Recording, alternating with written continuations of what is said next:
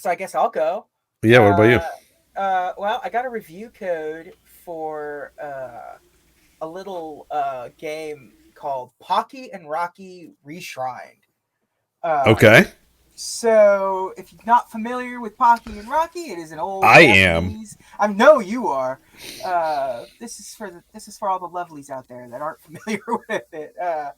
It is a 16-bit era. Like it's hard to call it a shooter. But that's what it is. It's a shmup in its own little Yeah. weird way.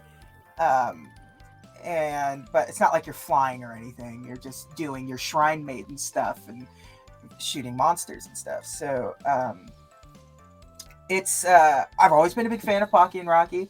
I like that. I like that era of shmups in general. There's a lot of interesting, like everyone's trying something different in every single one of these games. It's crazy. Was there more than one of them or just one? Oh, no, it's a franchise. It is a relatively big franchise. America didn't really go all in on Pocky and Rocky, but there was Pocky and Rocky 2, I think, was on the SNES. And then there was Pocky and Rocky with Becky, which which was a GBA one. And those are the three, like, Well, I also think it's funny. American ones. Pocky and Rocky Reshrined, another classic Yeah, Japan studio, yeah, just not Japan studio and entity, but a yeah, studio from Japan releasing a game for PlayStation 4 and Switch. yeah, yeah, Man, my God, man, yeah. I it. Uh, I guess we know what consoles are available in Japan. and there was a game on, I think, definitely on the Wii. It might have been on PlayStation 2 as well, called Heavenly Guardian, which is basically early 2000s I believe successor. there's three official Yeah, sequels. yeah. But yeah, Heavenly Guardian is technically not a Pocky and Rocky game, but it is a Pocky and Rocky game. But yeah, there are three official titles in this: two on the Super Nintendo, one on the GBA. Yeah. And they're great little shooters. They're fun. They've got a lot of character. A thing that and I talk about it. I don't know when Dally's going to get the review up that I sent him for Teenage Mutant Ninja Turtles: Shredder's Revenge. Uh, but I talk about it in there too. A thing that I love are like big, like zoomed in, chunky sprites in these old types of games, because you really get to see sort of the motions of, like, they really kind of lean into like making animations out of like nothing. And it's charming, and it's the same way with Pocky and Rocky. So Reshrined is a remake of the first game, obviously. And when I say remake, it's a remake. It's not even like it's a filter. It's like they started from scratch to make a new Pocky and Rocky. And I don't understand why they didn't just make a new Pocky and Rocky game, because I kind of feel like they ruined the original game by stretching it out into a 16 by 9 uh, aspect ratio and making it like, and smoothing out everything. Like, it's I'm going to share a couple of uh, shots that I have, which I think will we'll just open up the disc. I shared it in the thing. So this is the see if we can get that. This is the SNES screenshot of Pocky and Rocky, of the first boss. Um, so, you know, I'm sure you're all familiar with what a Super Nintendo uh, game looks like. This looks like Super Nintendo as hell. It's very cute. But then you get to this is Reshrined.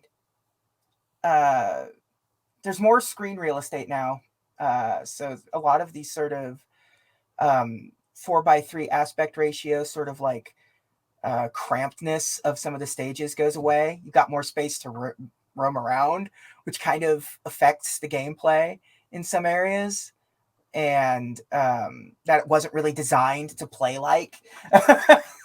And it's just not a good. I guess it's a filter. It's hard to tell. But it sort of rubs a lot of the charm out of the sprite work of the original game, because I think for this like Super Nintendo games, especially for Pocky and Rocky, like that's kind of where most of the charm existed. There were 2 million shoot 'em up games on There's so many. across the Super Nintendo, the Sega Genesis, and the TurboGrafx 16. Uh, like that was the joke I because they released the TurboGrafx Mini, and whenever you didn't recognize what a game was, like I don't know, that game doesn't sound familiar, and you booted it up, it was a shmup. Uh, and like so the charm of Pocky and Rocky sort of existed in its aesthetics, and they just sort of scrubbed it clean. They got rid of all of the sort of messy edges of an old 16-bit game, and it suffers from it.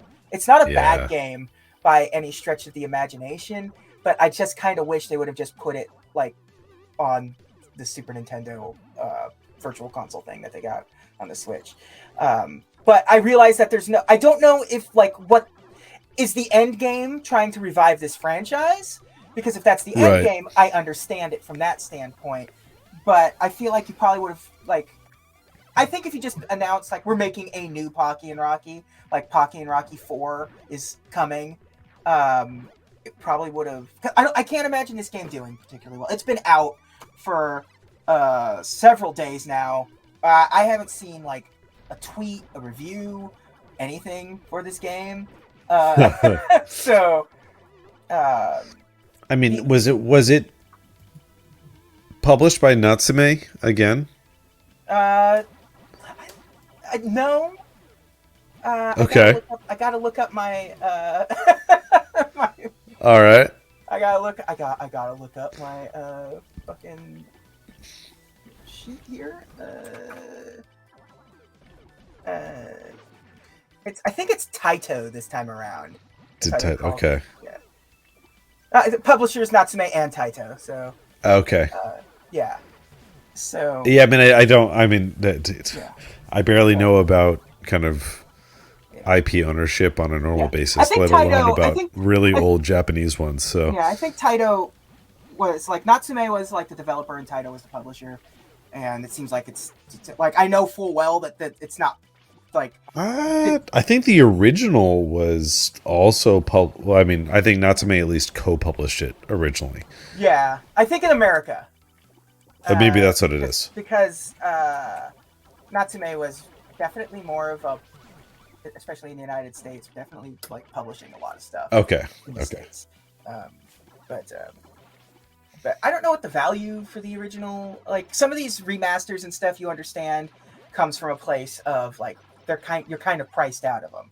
Like when they kind of do this stuff, it's like, well, it's really expensive to play Pocky and Rocky, but I don't think the original one's particularly expensive. I know the second one is pretty expensive because it was like late in like it was like 95 or something. It was like the PlayStation was already out by the time Pocky and Rocky 2 was released. So So nuts, man. yeah, but yeah, like if this were a package, if this was Pocky and Rocky Reshrined with like 1 and 2, I'd probably be a little more enthusiastic about it, since 2 is definitely sort of a harder to find game. But it's just the first one. The first one's fine, but listen, I ain't above saying like you can find it anywhere relatively cheap, and I think you're better off playing it on original hardware or something close approximation of original hardware.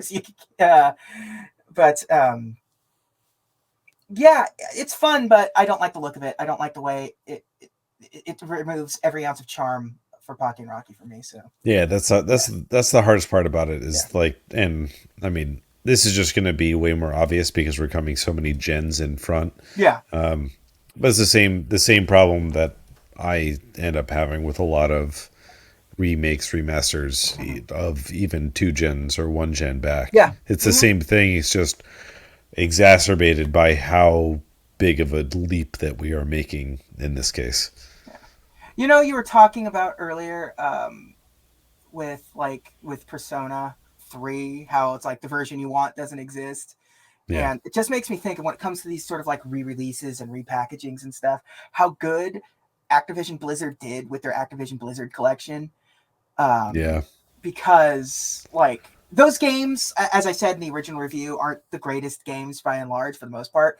But what they did do is give you every version and then create a new version using the best parts of the individual games. You So know, it's like, yeah, I mean, the last thing yeah, that I want to do is compliment. praise Yeah, Activision Blizzard in but they did, 2022. but they did the same thing with Diablo 2 Reforged, or Yeah, or yeah, whatever the remake of whatever the that one remake, was. yeah, Resurrected. Um, Resurrected, thank you. Yeah, Where you press one button and you're like, oh, this is what that used to look like, yeah. and I it's mean, running there, the yeah, whole thing. yeah. The special editions of Monkey Island did that.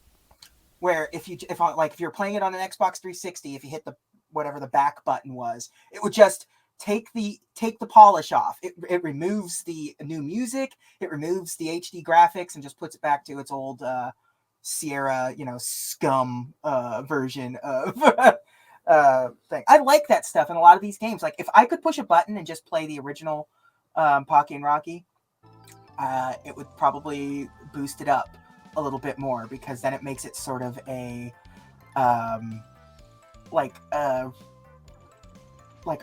restorative piece. It's like you're maintaining history of like this company and this game, but instead Yeah, it's just like you're rewriting history, and for a game that didn't really need it. So yeah. Again, it's just one of those bizarre things where they just, they were like, all right, we're gonna make Pocky and Rocky 2. I mean, like you already said, who yeah, knows why.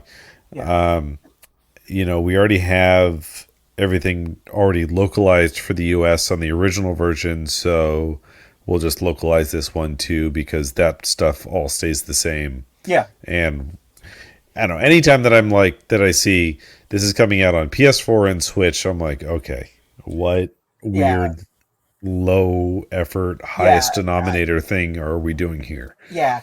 It's definitely has the like when things were coming out on Wii and PlayStation 2 feeling. Exactly. It's just like, oh, Exactly. it's just you're just dumping this out on the two platforms that have the highest install base and Yep. moving on with your day. I get it. I see what you're doing. It's so